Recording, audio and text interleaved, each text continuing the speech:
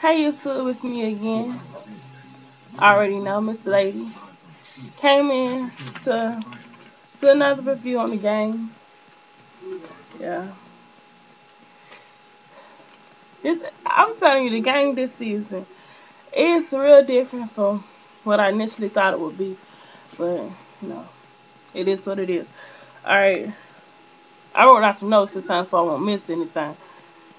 Okay, when it first came on, Tasha she was dreaming that she saw Kelly someplace. I don't know where they was at, but she saw Kelly someplace. And when Kelly was coming over to her, she pepper sprayed Kelly, and Kelly was like, "What she said?" Hold on, y'all. Talk about she eat pepper spray for a diet or something, and then she just punched Tasha, and then she woke up out of the dream. They making Tasha look so weak this season. I'm telling you, they got her scared of Kelly and stuff, man. Tasha used to be hard last season. Yeah. And I'm telling you, I ain't feeling Kelly new haircut or whatever. That's just don't look right on her. That's a major fail.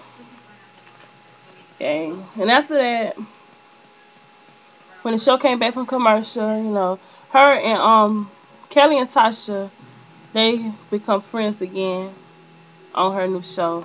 And they become friends again. And then after that, they go over to Melanie's house with the cameras or whatever. And Melanie didn't want to film there or whatever because she going through her problems with Duran or whatever. And the camera crew said that they didn't have enough hours or something, enough time filming Kelly that week or whatever, and they weren't gonna leave or whatever. So Kelly, Tasha, and Melanie took off their shirts for them to leave. That was stupid. Let me set up. Yeah, and Melanie tells Tasha and Kelly that little DJ is actually Darren's baby, and that she was fearing that they gonna get a divorce or something like that. And you already know how Tasha and Kelly feel when they get together, clowning. Malik, uh, and it shows when Darren was telling Malik about how the DJ ain't his, and then Malik started clowning on him as usual, telling so he shouldn't even name. He should feel like a fool for naming him Darren Jr. And then Jason comes up, and he officially are not. It's not with the Staples anymore. He's a full-time newscaster with Benched or whatever the name of that little show is that they got on there for him. And he come back and he dissed the Sabres or whatever. Just in the scene before that, he was just saying Sabres for life, but then he come back dissing the Sabres. Okay, and then when he go back to Melanie and Derwin, they was just talking, and he was just saying how that Janae could have told him that was his baby or whatever. And then Janae shows up at their door. But before Duran could answer it, Melanie just blurted out that Lil DJ is his. He got real heated with Melanie and punched a hole in the wall that she had just fixed for him when they showed last episode. He punched the wall with finding out that Lil DJ wasn't his. And then Janae comes in and just confirmed that DJ really is his, and she about to take child support out on Derwin.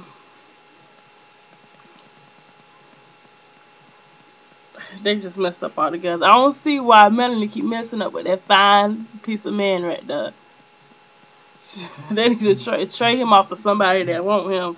Cause every season she just keep messing up with him. Alright. Yeah. And this season Malik he's just too full of himself this season. I don't like how BT done his character like that. I just don't like that. He's just too full of himself. I love Malik and everything, but they just turn his character into a monster. And he just keep dissing TT on like that.